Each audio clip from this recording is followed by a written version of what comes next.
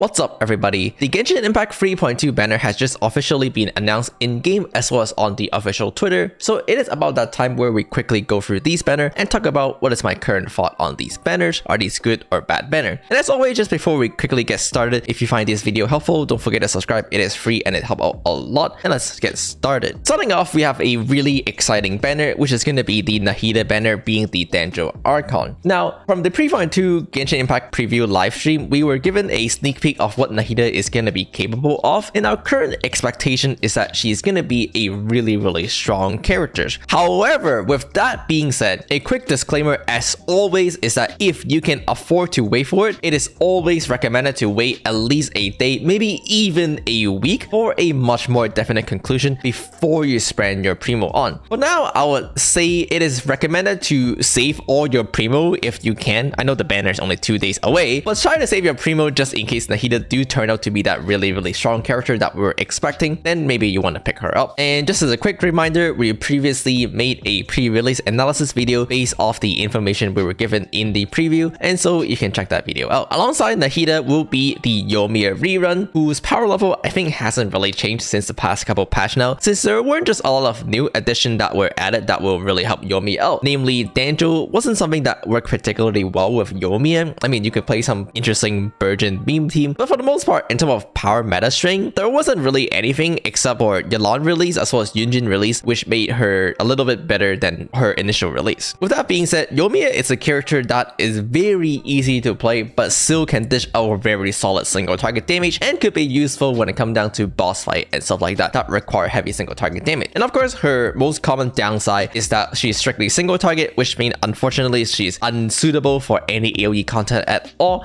But most importantly, she's a little outclassed by Hu Tao as well as Xiangling in terms of power level. If you're not someone who strictly care about power level and just want a solid single target DPS, especially one that is very easy to play, then Yoimiya could be a good recommendation. But in terms of meta, I would say Hu Tao is just a better pull, and therefore I would kind of recommend against it a little bit. At the end of the day, the decision is on you. If you just care for Yoimiya's personality and look and you just want a solid DPS, then she can definitely be very useful as well. In the short futures, when I have a little bit more time, I plan on making a little bit of a longer video covering all the rerun characters and their pros and cons, including Yoimiya, Chao, and Yaimiko. Unfortunately, I just don't have time to do it right now, but if you want a little bit of a more detailed analysis of what Yoimiya current standing is, maybe you want to wait for that video. With the 5-star out of the way, let's quickly go over the 4 stars. Now, I think most of you at this point are more or less familiar with the 4 stars power level, so I don't think we have to spend too much time on that, but just in case, let me give you a very quick rundown as well. Starting off with Bennett, no surprise here, one of the best characters, if not the best characters in the game, with massive amount of attack buffing, massive amount of pyro energy generation, massive amount of healing. At the current moment, Bennett Xiangling could be argued to be one of the strongest duo in the game and one of the most essential core when it comes down to team drafting process. Of course, you're not required to play Bennett Xiangling, but without a doubt, it is one of the strongest duo you can ever pick up in the game. By the way, at this moment, I think a lot of people would like to talk about Constellation on Bennett, which has been a hot topic. Of course, picking Bennett Constellation is really important as it gives you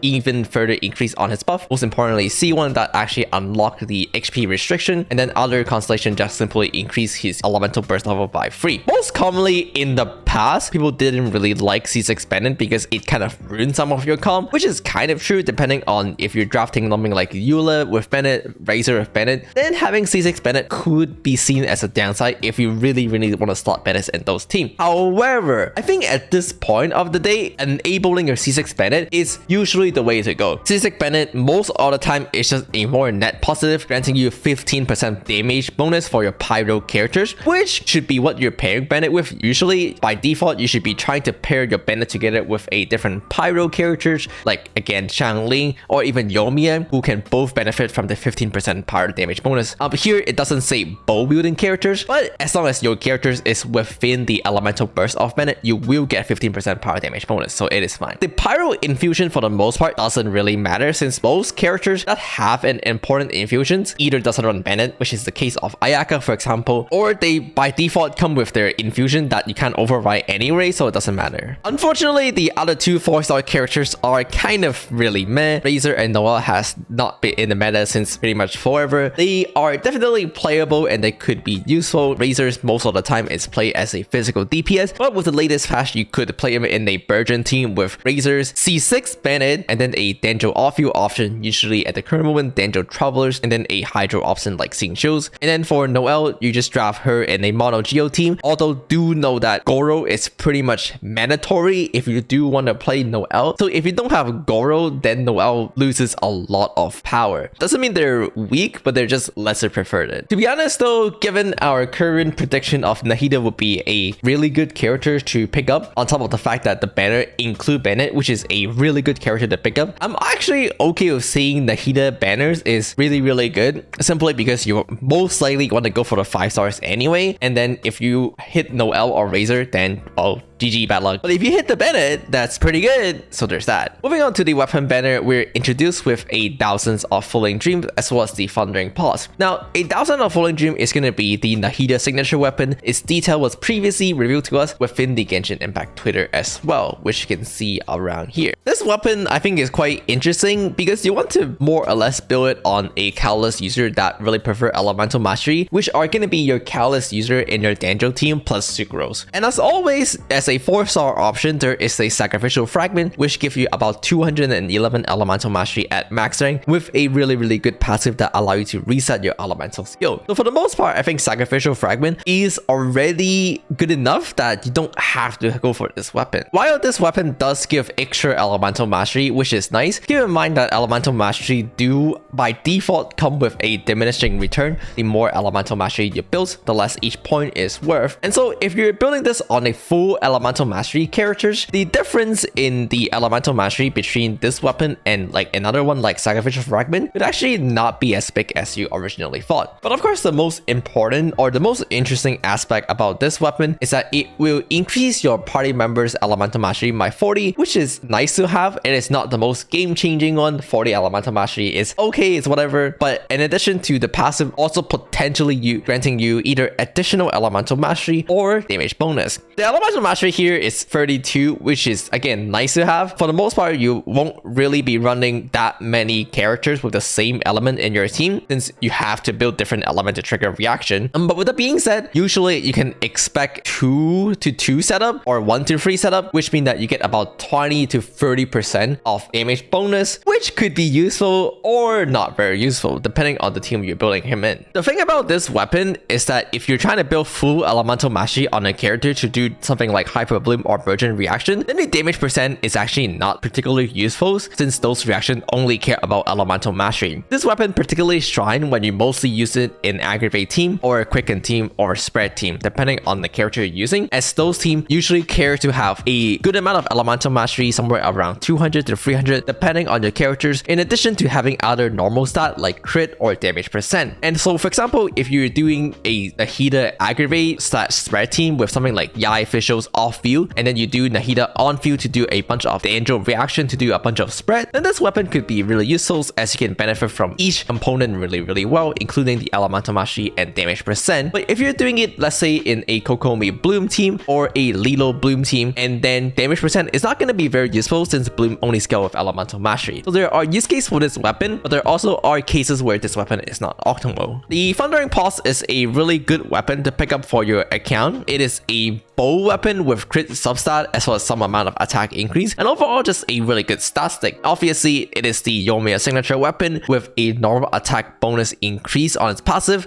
which while not every single bow character can utilize that, for the most part, the crit substat and the other stuff on this weapon already make up for it just by being a really good stat stick. So picking up this weapon is generally speaking pretty beneficial for your bow DPS characters, assuming you don't have something else better. And overall, the 5-star on this banners are pretty solid, assuming you want to go for for the 1000 Holding Dreams, or the Lamb for short, then it's a pretty good solid banner to pick up. The 4 stars on this weapon banner though is kind of okay. Starting off with the Rust, which is, to be honest, only Yomiya care about this weapon nowadays. If you don't have other weapon, I guess you could use it, but for the most part, the other bow characters just prefer a different weapon. The same kind of go with the sword, which is the Flute. It has attack percent substat, which is a weird passive. Most of the sword DPS just generally like to use a different sword weapon. And again, if you don't have other sword, you could consider using this, but it isn't something important to pick up at all. The Sacrificial Claymore is a little better than the other two. It does have ER passive with a passive that further help you do energy generation, allow you to cast your elemental skill twice, and could be really useful for certain sub DPS or support that uses Claymore, like Sayu, to double cast your elemental skill for energy generation. Now, generally speaking, Phonia's Greatsword is a little bit more preferred at the Phonia series. It's more preferred over the Sack series as it just takes less field time, but the Sack Greatsword is fine in that regard as well. It does have some use cases. And then finally, we move on to the 2 actual good weapon. Starting off with the Phonia's Polearm, definitely the best weapon in the entire 4-star lineup here. Many of the Polearm support or sub DPS can really appreciate it. Rosaria, Shanhe, Zhongli, and the list go on. Just really good for your overall team battery synergies. And then finally, we have Will Smith. The Will Smith is a really good weapon, especially at R5, often out DPSing the R1 5-star Cowlus if you high roll the passive, or just do really good damage depending on which passive you get. But in general, the Will Smith just have really good stat, come with crit on his substat and a really heavy damaging opponent's passive. So picking this weapon up for your Cowlus DPS is definitely a really good choice as well, and it's often the go-to for Cowlus DPS user, unless you have something else better, which is usually the 5-star category. With that being said, overall, I think the weapon banner are pretty decent. So I guess we have 2 quite good banner. The character banner is actually, I would say, pretty good. And the weapon banner, I would say it's pretty good. Definitely not the best, but that would be a little too wishful thinking. That would be a lot to ask for, especially we already have a lot of the stronger 4-star characters recently being rated up, including like Xingqius and stuff like that. So hey, can't ask for a lot. And that is pretty much it for this particular video. As always, let me know what you think about it in the comment below, and it also just help with the algorithm a little bit. And with that being said, I'll see you guys next time.